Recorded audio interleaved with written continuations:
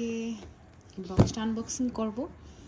এটা আমার একটা খুব পছন্দের ডিনার সেট বলা যেতে পারে, কারণ এই প্লেটগুলো আর বাটিগুলো এত সুন্দর, মানে এত সুন্দর বললেও কম হবে, অসম্ভব সুন্দর। কারণ এই প্লেটগুলোতে খাবার নিলে এত ভালো লাগে দেখতে। সারাদিনে রান্নাঘরে টুকিটাকি কাজে কয়টা প্লেট আর প্রয়োজন হয় বলেন? এত তো প্লেটের প্রয়োজন হয় না, কিন্তু আমার যখনই আমি মার্কেটে যাই তখনই এই সেকশনগুলো যদি আমি একটু না ঘুরে দেখি আমার একদমই ভালো লাগে না।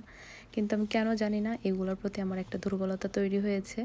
অনেক দিন আগে থেকে ফেসবুকে দেখছিলাম, তারপর মার্কেটেও মাঝে মধ্যে দেখেছিলাম, কিন্তু নিব করে আসলে ওইরকমভাবে নেওয়া হচ্ছিল না। তো ওই দিন যখন মার্কেটে যাই আর প্রাইসটাও খুব রিজনেবলের মধ্যে ছিল, তখন শুরু করে দিলাম আমাকে এই প্লেটটা কিনে দাও।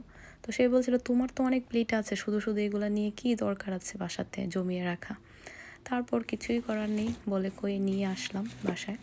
আনার পর তাকে বলছিলাম তোমাকে একদিন সকালবেলা এটাতে ব্রেকফাস্ট করে দিব। আমি যেহেতু ভিডিও করি, ছবি তুলি, আর আমার কাছে খাবার গুছিয়ে পরিবেশন করাটা খুবই বেশি পছন্দের, তো সেই জন্য তাকে এই সব কথাগুলো বলার পর সে শুধুমাত্র হাসছিল আর বলছিল যে এই প্লেটগুলো পেয়ে এত খুশি হয়ে গেছো।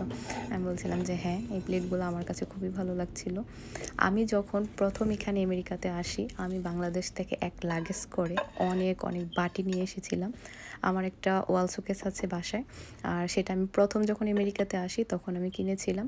আর খুবই ইচ্ছে ছিল যে প্রচণ্ড জিনিস থাকবে, ডিনার সেট থাকবে, এগুলা দিয়ে আমি আসলে ওয়াল শোকেসটাকে গুছাবো। তো সেরকমভাবে আমি আসলে গুছিয়েছি, আর অনেকগুলো জিনিস আমি নিয়ে এসেছিলাম বাংলাদেশ থেকে। তখন মেয়েদের শখ থাকে, অনেক শখ থাকে, কিন্তু রান্নাঘরের এই জিনিসপত্র নিয়ে সেটা এত শখ থাকে, সেটা এখন নিজেকে দেখলেই বুঝতে পারি। আপনাদের কাছে কেমন লেগেছে অবশ্যই কমেন্ট বক্সে জানাবেন। আর মাঝে মধ্যে হয়তো বা এখন এই প্লেটগুলোতে কিছু কিছু ছবি আর ভিডিও তো অবশ্যই দেখবেন। এই শখের মাঝে যুক্ত আছেন আমার মতো, সেটাও কিন্তু কমেন্ট বক্সে জানাবেন।